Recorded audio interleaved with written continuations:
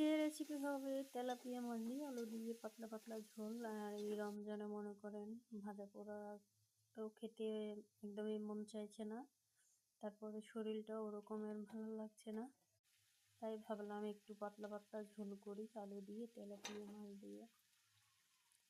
আগে কিন্তু তেলাপিয়া মাছগুলো কেটে ধুয়ে ভালো করে পরিষ্কার করে নিচ্ছি, আসলে অত বড় ভিডিও দেখানো যায় না, এগুলো স্কিপ হয়ে গেছে।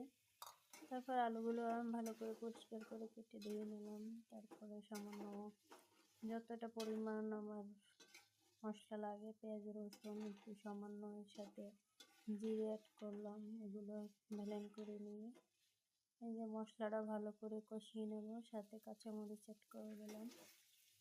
এখন কেটে রাখা ধুয়ে পরিষ্কার করে রাখা আলুগুলো দিয়ে দেবো। ওটা অনেকটা সময় নিয়ে আর কি কষাতে হবে। মশলাটা আগে কিন্তু ভালো করে কষানো হয়ে গেছে, তারপর কিন্তু এই যে আলুটা কষিয়ে নিলাম। আলুটা কষানোর পরে সামান্য একটু পানি অ্যাড করবো, নয়তো কড়াইতে লেগে যাবে, সেই জন্য। তারপর অনেকটা সময় নিয়ে ওটা অ্যাড করার পর সামান্য একটু পানি দিলাম। তারপর কিন্তু এই যে ভেজে রাখা তেলাপিয়া মাছটা ওইটা দিয়ে দিলাম। আর এটা কিন্তু ওই পাতলা পাতলা ঝোল কিন্তু আসলে শরীরের জন্য ভালো, আর এখন তো রমজান মাস, মুখরোচক, খেতেও বেশ ভালো লাগে। আর যদি আমার ভিডিওটা ভালো লাগে অবশ্যই লাইক, কমেন্ট এবং সাবস্ক্রাইব করে দেবেন। আর আমি কিন্তু একদম সহজ সিম্পল রেসিপি দিই, অত জটিল রেসিপি না, একদম সহজ সিম্পল, যে নিত্য প্রয়োজনীয় যেটা প্রয়োজন একান্ত সেটাই দিই। এই যে আপনাদের সাথে কিন্তু কথা বলতে বলতে আমারও এটা একটু ভালো করে মাছটা দিয়ে তারপরে আলুটা আবার একটু কষাবো। তারপর পরিমাপ মতো পানি দিয়ে দেবো, যাতে বেশিও না হয় কমও না হয়, আর যাতে আলুটা সেদ্ধ হয়। এই কিন্তু পরিমাপ মতো পানি দিয়ে দিলাম, বলক উঠে গেছে।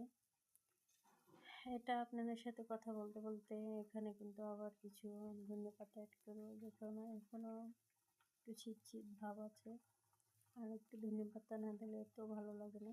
এখানে কিন্তু আগেই বলছি সামান্য জিরা অ্যাড করছি, ওটা ব্লেন্ডার করে নিয়েছিলাম।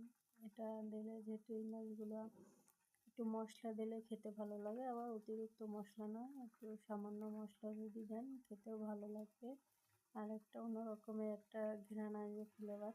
এই যে আপনাদের সাথে কথা বলতে বলতে কিন্তু আমার রান্না প্রায় কমপ্লিট। এখন সামান্য ধনেপাতা দিয়ে দেবো, যেহেতু আমার এখানে রেসিপির সংখ্যা কম, তাই সব কিছু কম কম দিলাম।